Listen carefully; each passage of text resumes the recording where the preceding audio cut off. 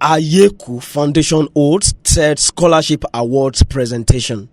In his bid to assuage the financial challenges of indigent students and to prevent scholarly and brilliant ones in Ikale land and its environ from dropping out of school because of fund issues, Chief Dr. Aiyeku, a United States-based Igbodigo-born philanthropist, has reached out with scholarship awards to undergraduates of Nigerian institutions who are of Ikale and Ilaje extractions.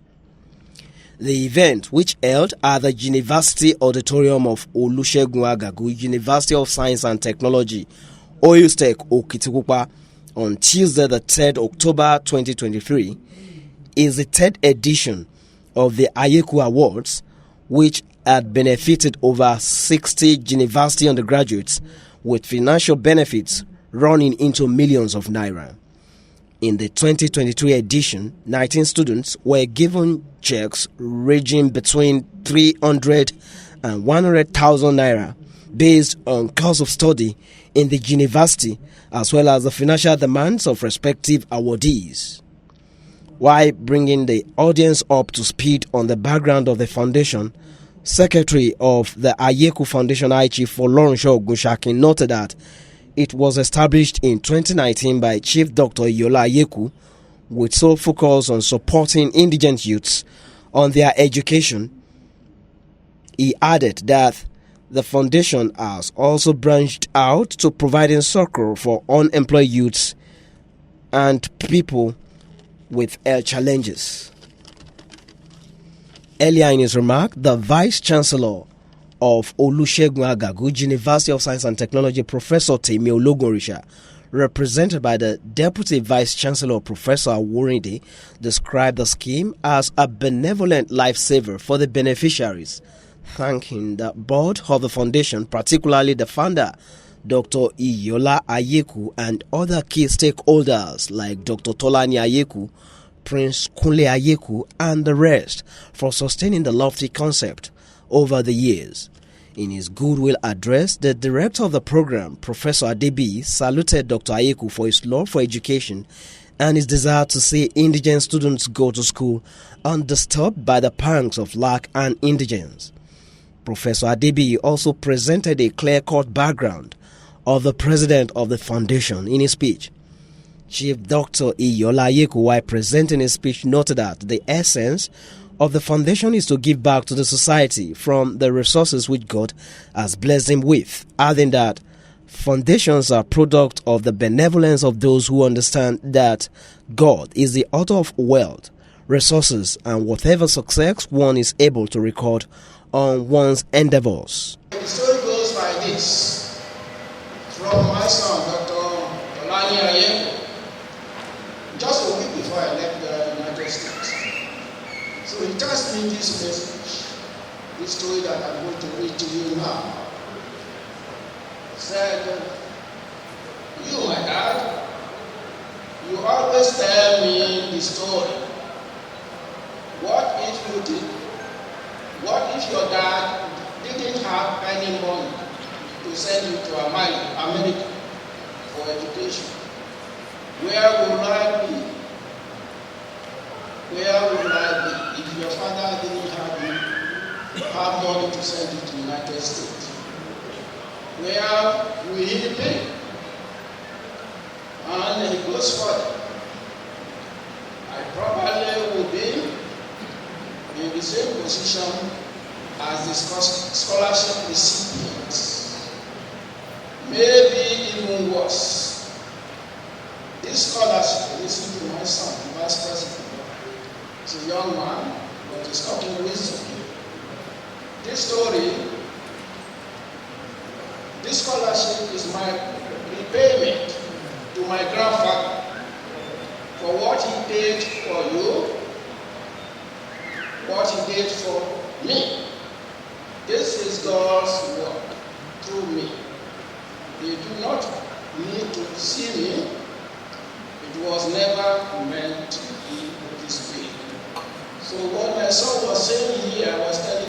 The guest lecturer, Professor Akin Naonu, who spoke on navigating the challenges of youth unemployment in Ikale land, A comprehensive examination of the issues and solutions noted that the gesture of Aiyeku Foundation is praiseworthy as it has continued to empower financially challenged yet brilliant Ikale indigents. Professor Akin Nawono said unemployment remains one of Nigeria's most pressing socioeconomic challenges, with attendant consequences such as rising level of poverty, frustration that bears the Japa syndrome, social vices such as Yahoo Plus, kidnapping, ritual killing, brigandage, and insecurity. He advocated educational reforms, mentoring and networking, apprenticeship and internship, among other solutions. We must revive our traditional values, because if we are going to correct the problem of corruption, it's not going to be from the top alone, from the grassroots. How do we bring up our children? Even the youth we are talking about, are they not maladjusted? Are they not delinquents? How do we raise our children? And can we trust them and say, this one will be good ambassadors? So we are only shouting government. What of those of us? They said they are putting palliatives now. Some people, they will have the opportunity and give some bags of rice. The rice is supposed to distribute across board. They'll give them. It is not only government alone. Because I disagree when people are saying it's only government, and it's not only government that is corrupt. Even some of us in our home, we are corrupt. The way we manage the home economy, we are corrupt. Your brother gives you $10 million from US to help you put up a structure, a project. What you do is to pocket 6 million and use 4 million. Is that not corruption? So let us look at ourselves. Don't let us put the blame of corruption at the doorstep of government. Let us examine ourselves as community. Let us begin to revive our traditional moral values, so that there will be peace, there will be sanity, there will be development. Because these children, if they are not honest, there is no way you can put them in custody of government offices tomorrow and expecting them to be honest. It's not possible.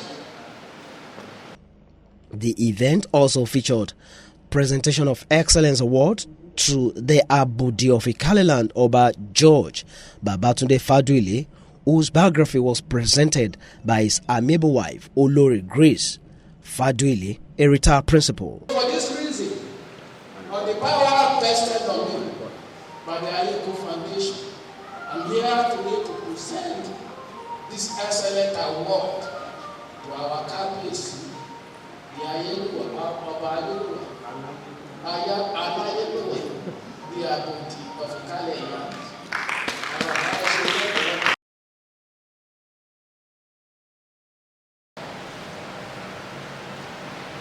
That I'm due for an award at the scholarship award of today is another cutting surprise, because I don't know what I did, what I am doing, or what I shall do to deserve an award, except if being a member of the audience in the exercise and encouraging the donor not to rely on himself as qualification for such an award. I have in the past declined receiving awards which I know I do not contribute enough to deserve such merits. But for the sake of Chief Dr. Iyolaye, the giver without screen, the benefactor without discrimination, the renewed hope of the family, and the friend of the less privileged, I accept the award with thanks and appreciation. Also presented with excellent award was the US-based health expert and enthusiast of Aiyeku Foundation, Ms. Olukbero Ayenumelo. On the heel of the honorary awards was the presentation of checks for the 2023 beneficiaries, all 19 in number. Among the guests were the Odogbo of Omi, Oba Olorunshola Akinyelure, the Oniju of Ijodo, the Onugberuwa-elect of Oderinje Obadele Akimoye, and academics from Wales Tech, guests and scholarship awardees who spoke with the Polity TV Online appreciated Dr. Aiyeku for his uncommon foresight in the area of educational empowerment of undergraduates from Ikale and Ilaje Zone. Human capital development. We want to use the opportunity to appreciate the Aiyeku Foundation, and we hope that it will be a sustainable one. Thank you so much. Thank you. God bless you.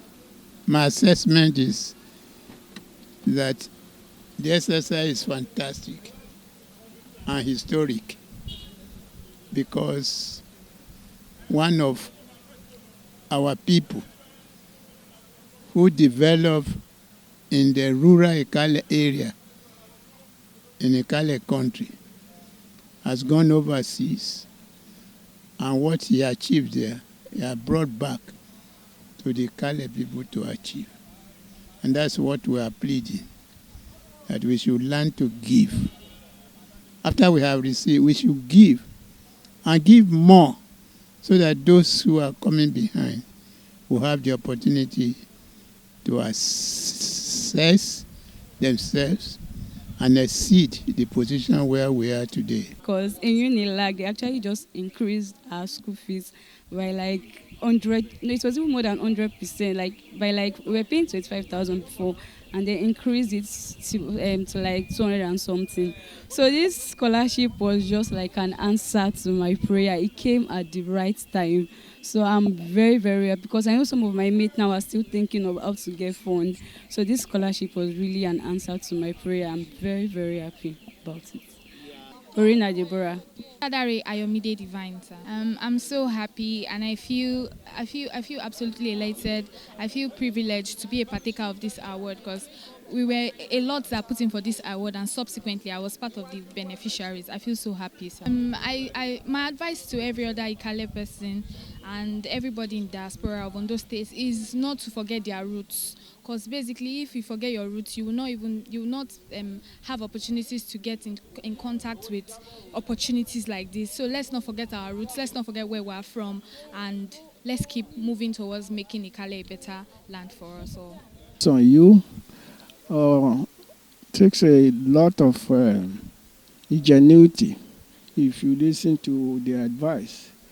So I got all my idea for the relationship I had from my dad.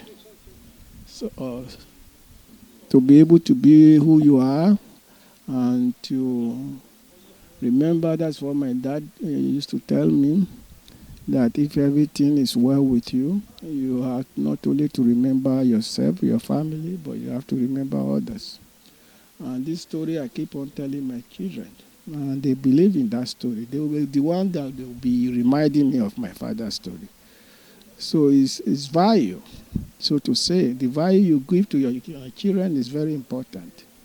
And that value with love that you demonstrate, not just saying it, and you follow by action. Reporting for the Polity TV Online, it's been Steve Oviri.